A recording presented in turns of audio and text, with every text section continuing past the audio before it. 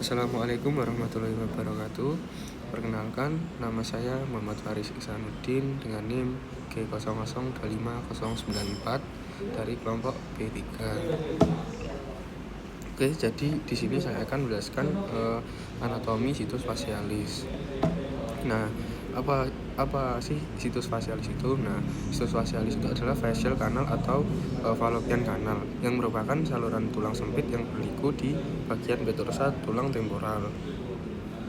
Nah, di dalamnya itu berjalan nervus facialis, saraf kranial yang keluar dari meatus acousticus internus dan berakhir di foramen stylomastoideum.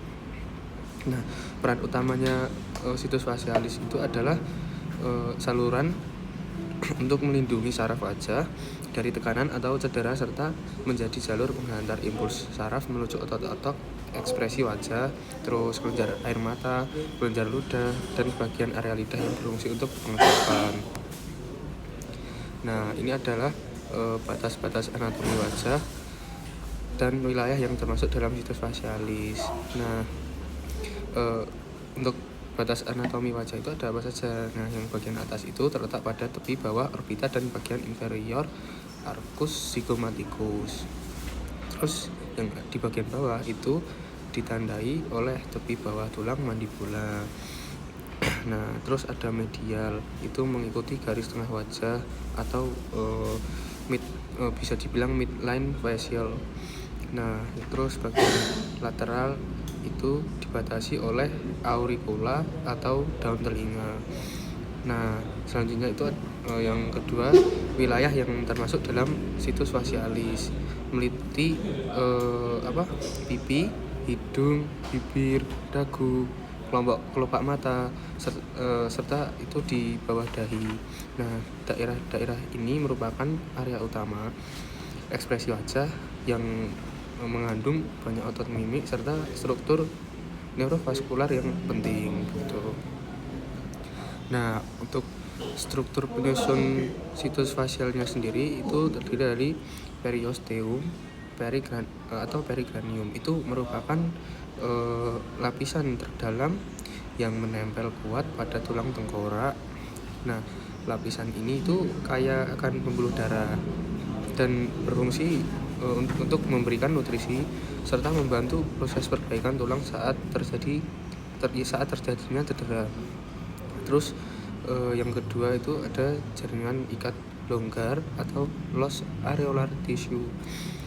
Terus berada di antara periosteum dan galea aponeurotica. Nah, lapisan itu bersifat lunak dan longgar. Itu memungkinkan kulit kepala kita bergerak bebas di atas tulang tengkorak. Nah, selain itu menjadi jalur penyebaran infeksi atau perdarahan atau yang bisa disebut hematoma. Nah, yang ketiga itu ada aponeurosis epikrani, itu galea aponeurotica.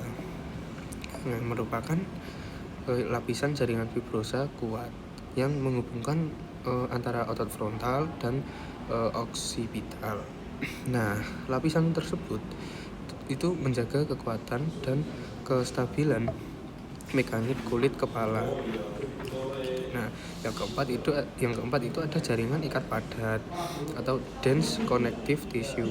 Nah, lapisan tersebut mengandung banyak pembuluh darah dan saraf yang mempunyai fungsi untuk menopang serta menghubungkan struktur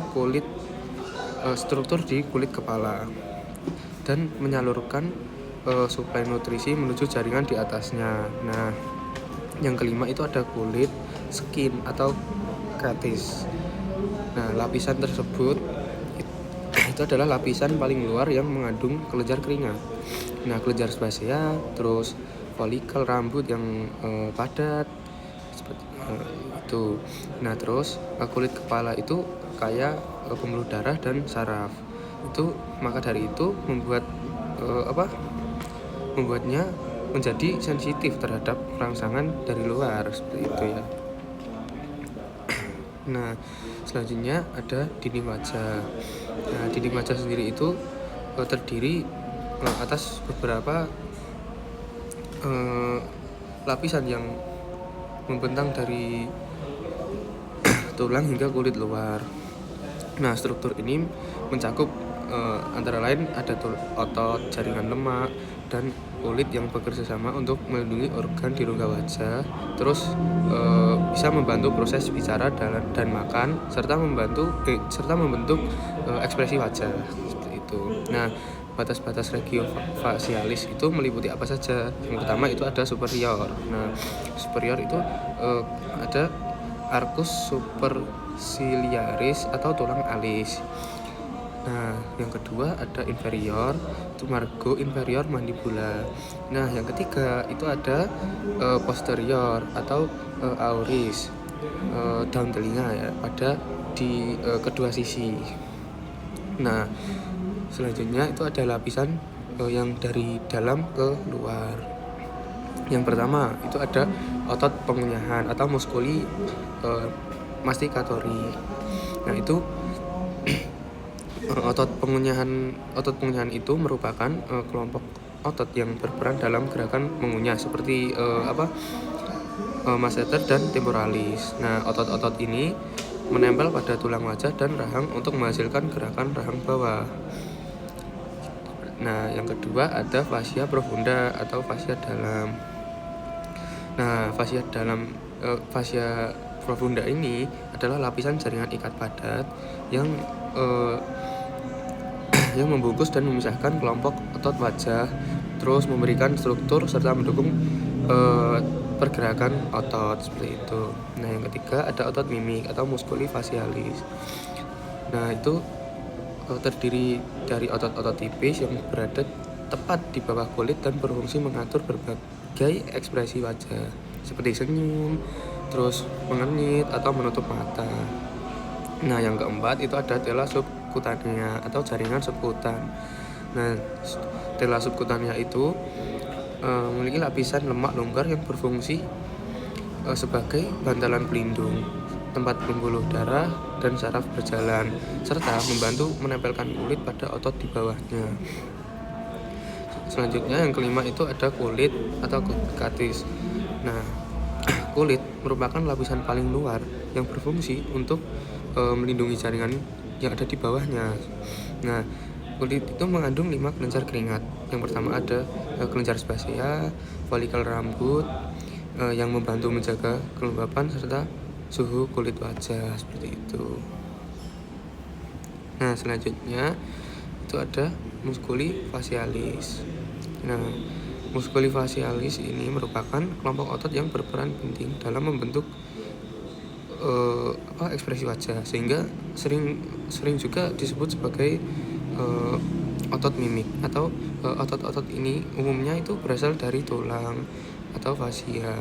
Nah, lalu berinsersio pada kulit dan memungkinkan terjadinya berbagai gerakan halus seperti contohnya tersenyum, terus mengerutkan dahi atau menutup mata.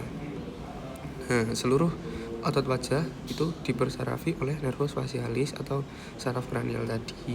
Nah, pembagian musculi facialis itu berdasarkan letak dan fungsinya dari bawah ke atas itu ada 4. Nah, yang pertama itu ada kelompok ekstrafasial, bagian dari bawah wajah dan leher. Itu terdiri dari atas otot-otot tambahan di luar 3 kelompok utama seperti M platysma, berfungsi untuk membantu menegangkan kulit leher dan menurunkan sudut mulut. Nah, itu serta ikut berperan dalam ekspresi wajah bagian bawahnya. Yang kedua ada kelompok oralis atau di sekitar mulut. Nah, itu meliputi otot-otot di sekitar bibir seperti di sekitar bibir ya, sekitar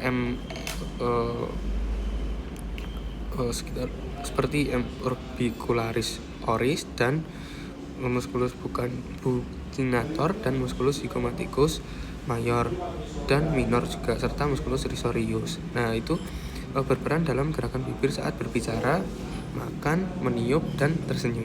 Nah, yang ketiga itu ada kelompok nasalis, itu ada di sekitar hidung.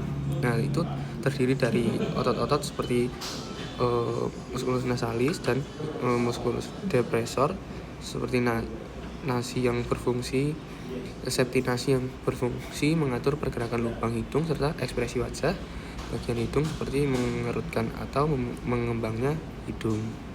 Itu. Nah, yang keempat itu ada kelompok orbitalis, itu terletak di sekitar mata. Nah, itu terdiri dari musculus orbicularis oculi dan musculus corrugator supercilii yang berfungsi menutup, berkedip, dan menyipitkan mata. Nah, seluruhnya itu diinervasi oleh cabang temporal dan zygomatikus dari nervus facial seperti itu. Nah, lanjut itu ada neurovaskularisasi wajah. Nah, neurovaskulari wajah itu adalah sistem neurovaskular wajah yang terdiri atas jaringan saraf dan pembuluh darah yang menyuplai seluruh struktur wajah. Nah, jaringan ini itu berperan penting dalam fungsi sensorik, motorik, serta sirkulasi darah untuk otot mimik, kulit, dan jaringan di sekitarnya. Nah, gangguan pada sistem ini dapat menimbulkan berbagai keluhan seperti nyeri hebat akibat kompresi pembuluh darah terhadap saraf neurovaskular compression syndrome, atau ada gangguan aliran darah superficial yang tampak sebagai pelebaran pembuluh halus di permukaan kulit. Nah, wajah itu juga memiliki banyak anastomosis, yaitu hubungan antara pembuluh darah yang saling terhubung sehingga aliran darah tetap dapat berlangsung meski salah satu jalur tersumbat. Namun kondisi ini juga membuat penyebaran infeksi ke daerah sekitar, bahkan hingga rongga kranium menjadi lebih mudah. Oke, jadi itu saja penjelasan saya mengenai anatomi facialis. Bila ada salah dan kurangnya mohon dimaafkan. Wassalamualaikum warahmatullahi wabarakatuh.